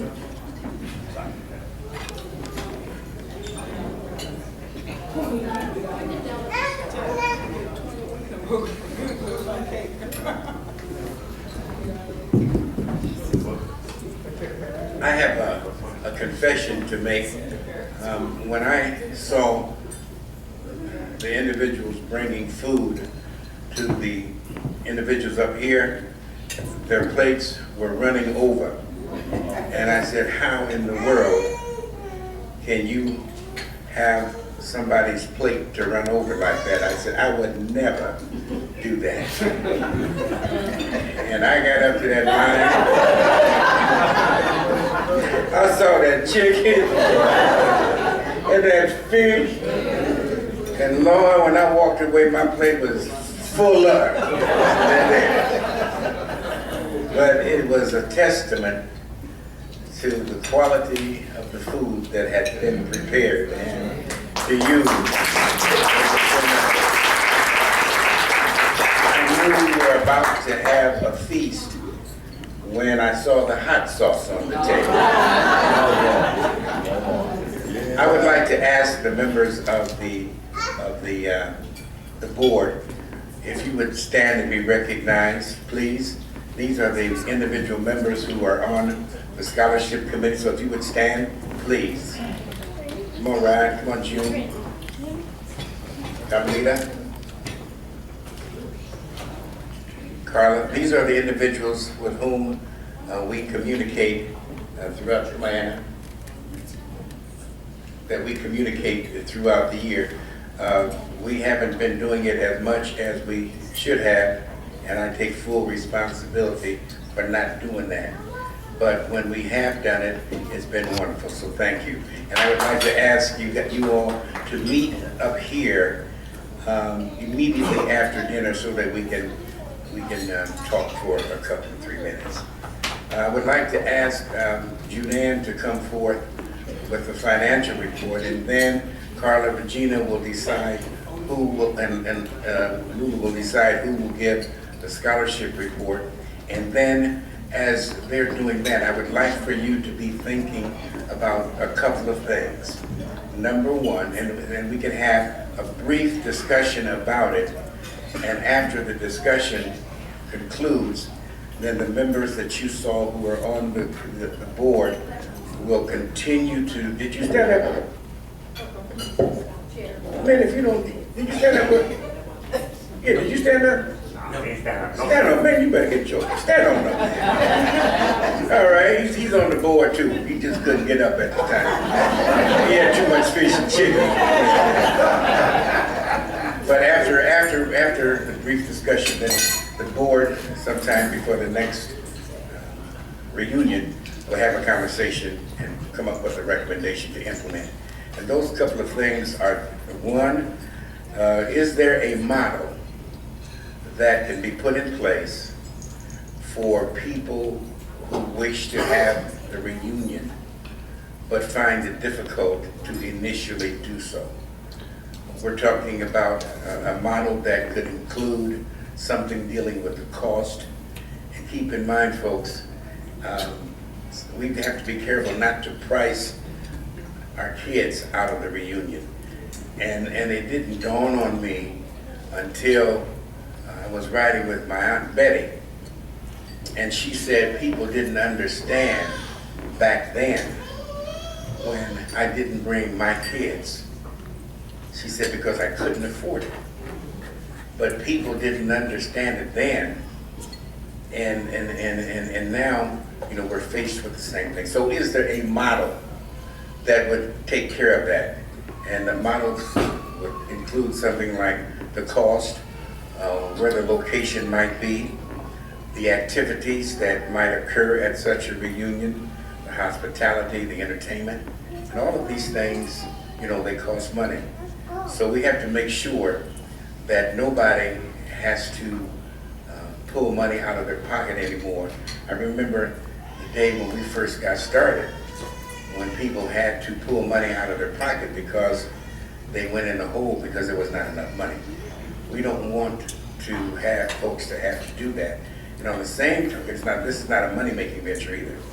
So how is there such a model that we can come up with that can help? If we had had such a model, then it would have been implemented here, and I don't know what the situation was with you all here, but it could have assisted. So if in fact we have such a model in place, then it could start with the next place that we're going to be. That's if in fact we can come up with one. Also, those of you that went to the Webb place today, you saw that there was a graveyard. And as I stood in that graveyard, I could not help but think there was a time when black folk were scared to go into a graveyard. And here we were standing in the graveyard taking pictures. But the graveyard needs attention, and the grass needs to be taken care of. We should come up with some type of format that enables the folks here to give to the person taking care of that lot something for doing it. I think Lula mentioned that it was $35 every 2 weeks. So is there some way that we can take care of that? And I suggested to her as we spoke that maybe instead of us sending in money, then maybe it can have a person adopt the taking care of that graveyard a month. For instance, I could pick up August, and June could pick up September, and that should be it for the year because there's not that much left. And then next year, then Carmelita could pick it up, something such as that. And then scholarship report. So we're thinking about that as June comes, and as Carla, Gina, and Lula decide who is going to make their scholarship report. And then after that, then we'll have a little discussion about those two items that I had mentioned. Hey Reg, yes, sir. I think Lula has an update on the historical portion of the graveyard. Could you mention that at your house earlier today? Would you want to make sure that people are aware of that? We can do that as we talk about how that how it can be funded. So as we talk about how the funding can occur, then we can mention that. Let's start with perspective.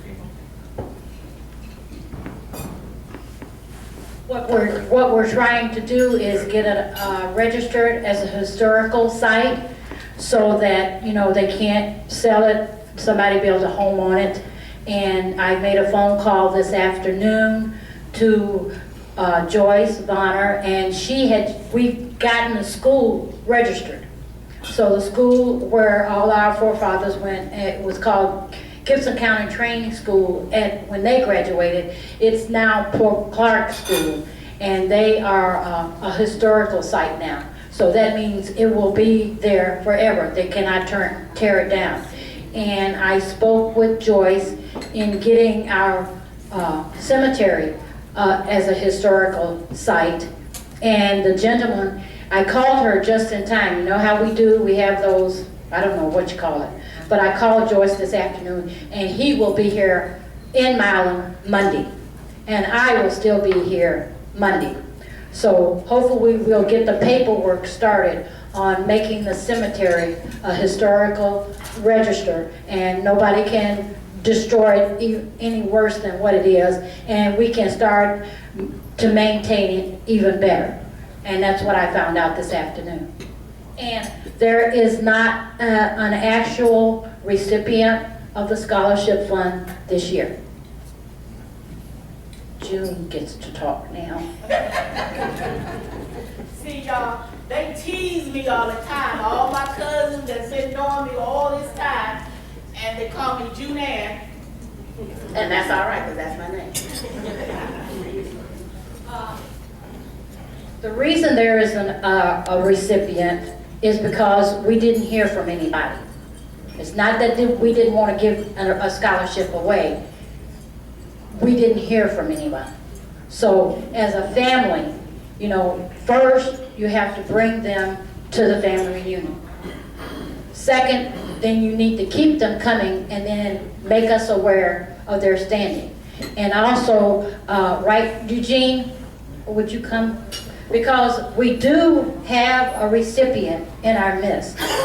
And I tried to make her the first one, but she absolutely refused to be the first one. And I thought, well, that's okay, but I know you are a recipient. And here comes her father. Well, I'm not speaking as a father so much as speaking as a person that came in as an in-law to this family 42 years ago, and I wouldn't be in this family if it hadn't been for education, because that's where I met you all's cousin, my wife, Donna Greer, who's a direct descendant of Dante Thomas Strong. And the reason I'm standing here is because we have three of her grandkids who are former recipients of the scholarship. The first one was Narendra Strong. She went on and graduated and worked and got her master's. Then we have Eugenia Greer, which is my daughter. Stand, please. She graduated, and now she's a practicing lawyer.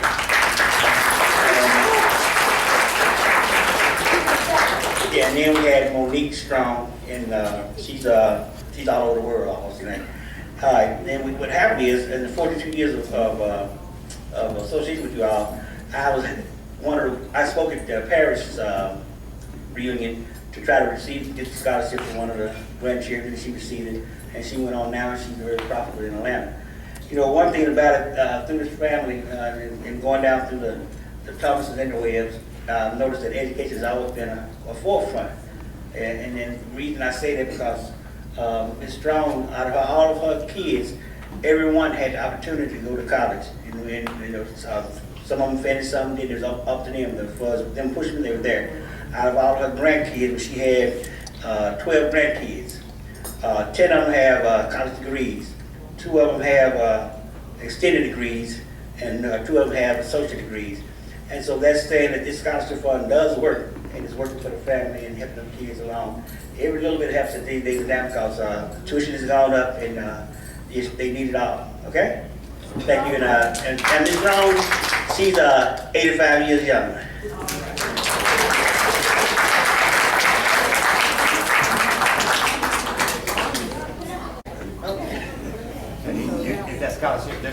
For those who perhaps were not able to attend our family reunion last year, there have been discussions concerning the need for us forming a corporation, a nonprofit corporation, which we named the Webb Thomas Family Fund. In so doing, the corporation was formed. It was incorporated in the state of Ohio. Board members were selected. Officers were named. All this in an effort to allow or give people, family members, or whomever else, the opportunity to donate to the scholarship fund that had already been in place, but for those who needed a write-off or wanted a write-off could do so by way of the IRS. And hopefully that allowed people to donate even more, knowing that they were contributing to a legitimate nonprofit corporation, which we are now. There was all kind of talk, all kind of conversations, not talk, conversations, constructive, positive conversations about how we were going to establish, develop, proceed, the extent to which the scholarship fund was going to move, the direction in which it was going to move. We're still in that process. Everything cannot be done in 1 year's time. So as we gain and solicit your input, the thoughts of our family members as to how we might solidify our thoughts and then put it down on paper and present it and represent it to you, we welcome those ideas and those thoughts.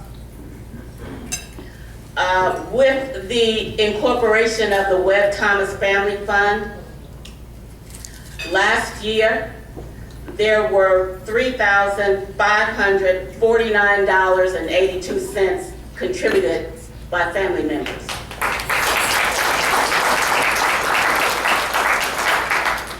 That money is still in the bank. I have the current bank statement. We have a treasurer, Mr. Von Weaver, who was not able to attend this year. I am the assistant treasurer. Cousin Anna Mai and I, since the corporation was formed in the state of Ohio, were able to, and made it easier to open a checking account in the state of Ohio. So she and I did that. She and I are the signatories on that bank statement, on that bank account rather.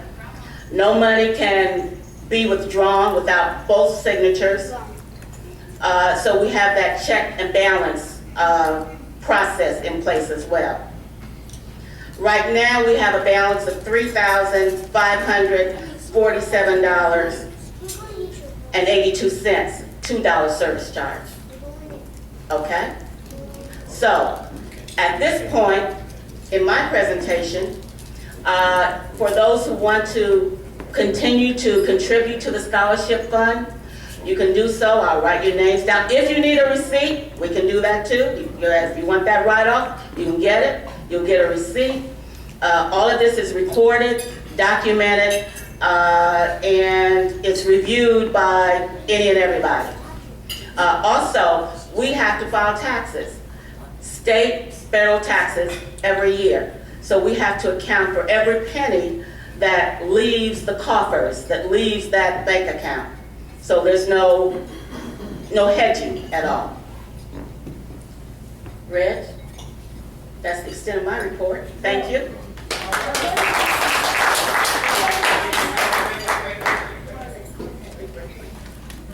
Okay, yes, Betty.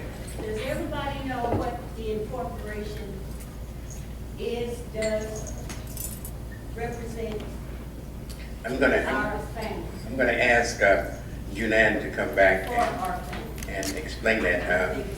Junan was responsible for getting the legal work done and dealing with the feds in terms of setting this up. For those of you that know, and for those of you that may not know, we're in something now that you just can't do what you want to do when you want to do it. It has to be done legally. And if it's not done legally, then people come in and look at your stuff. And if your stuff is not right, they begin to ask questions. And it's not free. All this that has been done has had to be paid. Lawyers had to be employed and paid. Junan? And June did that, and I think everybody should. Junan, tell us what. And we're not asking. Junan? We're not asking for money in return. Junan?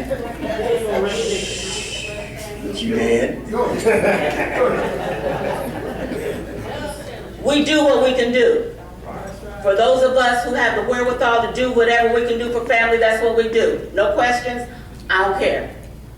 I did what I could do, you do what you can do, you do what you can do, whatever it is. It might not be monetary, it's advice, it's information, it's reading a book, it's reading a pamphlet, it's going on the internet, it's sharing information. We do what we can do. That's what I did. Okay. Okay,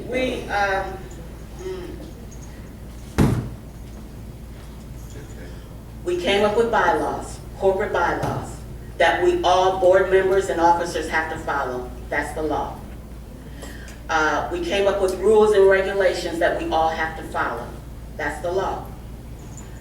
No mystery. IRS spells it out for us in plain words. First, the corporation had to be formed in the state, well, in this case, in the state of Ohio, because that's what we did. With the IRS stated that first you have to form a corporation in your state, then you come to them to apply for the 501c3 designation. That's your nonprofit status, not-for-profit status. We have to live. The code of ethics are the bylaws that we have to follow. I have a 37-page document here that all the board members and all the officers have been privileged to read. Anybody else that wants to read it, you're welcome to it, not a problem. This is an open book. This is an open forum. We welcome all kinds of thoughts and not just money, but thoughts and your ideas. What this means is that, again, that initial scholarship fund was just that, to allow not just family members, but those other deserving students who might hear of our scholarship fund and want to apply. We can't discriminate. Family members come first, however. Hear me, family members come first. Family members come first, that's why we did this. So the point is, when you have something like this set up, you cannot say that only family members are going to be the recipient. You have to accept applications from everybody, even though they may not be members of the family. Now, any period. But that's the law. Now, the law doesn't say who you give it to, but it says who applies. And there's a process for that. The scholarship committee members have a model. They have they have the written document, which they must follow because it was approved by the by the IRS, okay? So everything was done step by step. The process that we use has been approved already, so you know, everything is as it should be. That's it. You know, I hope everybody understands that this is where we are. We're talking about not a mom and pop kind of operation now. We're talking about a legal entity that is trying to do the best that we can for our children, for our kids. They need to step up. If we're in a position to do that, I say, let's do it. Okay? Any questions that you might have, if I wasn't clear, just see me back there somewhere. Yes. Would you, the people that maybe didn't attend the reunion last year, just give them a little synopsis of how the money was collected for the scholarship fund? We had some big hitters. We had a couple of major donators. Reg Weaver donated a big chunk of money, and the other money came from the rest of us. The $1,500. Reg donated $1,500, and another $1,000 for the continuation of our website. So.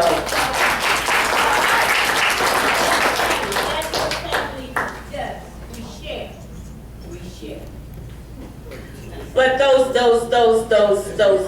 nickels, those quarters, those dollars, whatever amount of money adds up. Not everybody is in the position. What I say before, we do what we can do, and it adds up. And as the gentleman that was here, Ms. Strong, Eugene. You know, his family members were direct recipients of those nickels and pennies and dollars and whatnot. Okay, so we can do this. We can spread it around. One thing about it, I think Lula said something about it.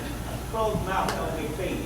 So say this, if you have a church that have these scholarships, we need speakers like you said, or who need. And Mr. Strong always contributed. He was giving me number one. And he was. Say $50 each year. Okay, those of you who may have further questions of anyone who has presented, please don't hesitate to make those questions known. And if we can, I had mentioned something to you about what we would be doing after the individuals presented, and those were a couple of questions of something about a model. And so what I would like for you to do, if in fact you have comments, to share your comments with us. And I would ask members who are on the board to make sure you take those comments, that you hear what those comments are, because we will be doing the discussion to come up with a recommendation. If there are no comments, then we will also be discussing it and coming up with a recommendation. Either way, we're going to come up with a recommendation, and the recommendation may be we don't have anything better, but at least we will discuss it. And the other one was dealing with the cemetery. Any questions or comments that you might have as it relates to a model to be considered for individuals who wish to hold the reunion in future years? Any comments that you'd like to have considered? Any comments that you would like to have considered? Okay, if there are no comments that you would like to have considered, the board will discuss this and see if in fact there can be some recommendation that comes from them as it relates to what happens, or is there a model that people who are going to be hosting the reunion can have to enable that reunion to go on smoothly. All right? The second piece dealt with the cemetery and how best to make sure that the person who cuts the grass is able to get something. I would just like to toss out that there be a sponsor of the month. I think that's the easiest.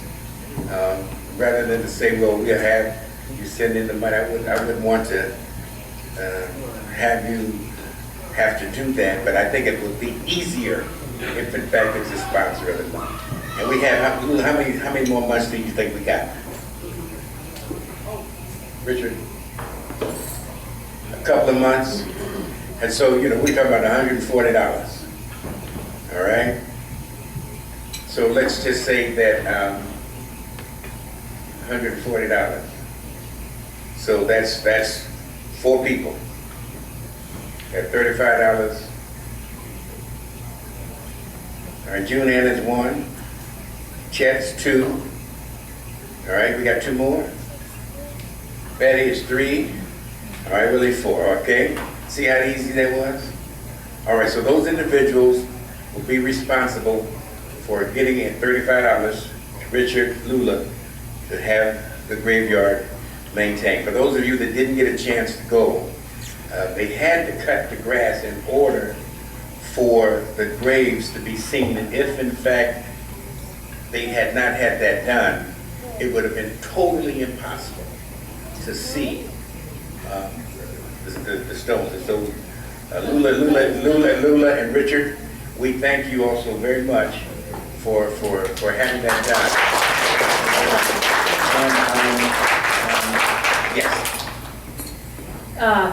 I hate that everyone didn't get to go to the cemetery, but I tell you what I'll do. If there's anyone that wants to go tomorrow, I will take anybody that didn't get to go today that wants to go tomorrow by about 10 o'clock, 9:30 or 10 o'clock. I will see that you get there tomorrow. Because I know. I have a question. Could you get the directions for that for us, or if you don't do it tomorrow, you can send it to us so that we'll know how to get there? Yeah, it's Nelson Road. That's highway, that's Jackson Highway 45 south to Highway 79. Is giving honor to our elders. And this gift goes to our oldest family member. And that would be Betty Harold.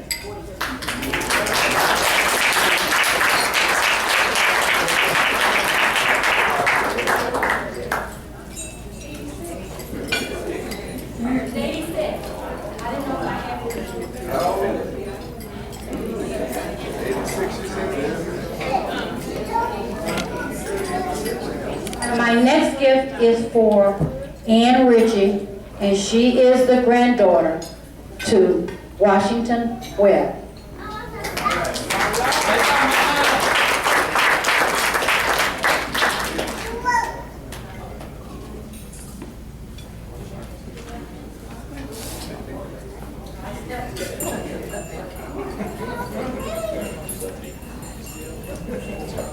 And the next gift goes to Guy. I didn't know what oldest member of a male would be here, but I got him a little something too.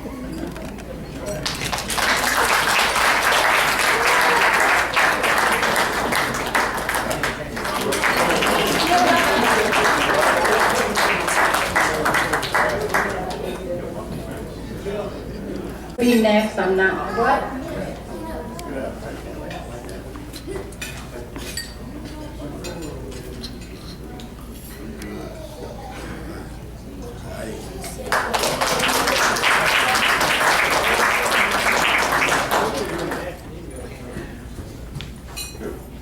Connected. Yes, please come back here with the circle, please. So we just need to break up. Our Father, who art in heaven, hallowed be thy name. Thy kingdom come, thy will be done, on earth as it is in heaven. Give us this day our daily bread, and forgive us our trespasses, as we forgive those who trespass against us.